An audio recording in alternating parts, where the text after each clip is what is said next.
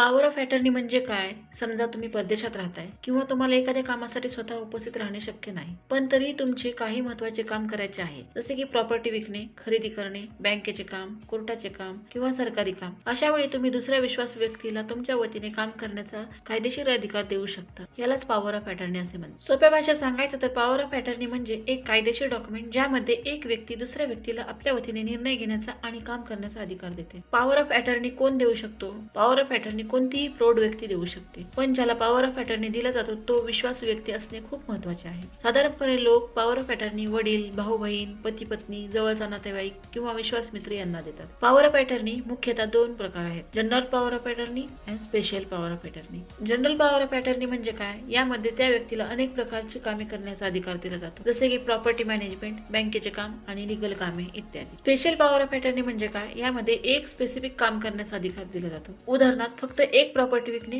किंवा रजिस्ट्रेशन करणे. Power of attorney साधारणपणे जेव्हा व्यक्ती परदेशात असते, वय किंवा आरोग्यामुळे स्वतः काम करणे शक्य नसते आणि जेव्हा वेळ किंवा अंतरामुळे स्वतः उपस्थित राहणे शक्य नसते, अशा परिस्थितीत वापरली जाते. महत्त्वाची गोष्ट म्हणजे काय? पॉवर ऑफ अटर्नी देताना ती नोटरी किंवा रजिस्ट्रेशन करून घेणे खूप महत्त्वाचे असते. आणि सर्वात महत्त्वाचे म्हणजे पॉवर ऑफ अटर्नी फक्त विश्वास व्यक्तीलाच द्यावी, कारण त्या व्यक्तीला तुमच्या वतीने कायदेशीर अधिकार मिळतात. धन्यवाद.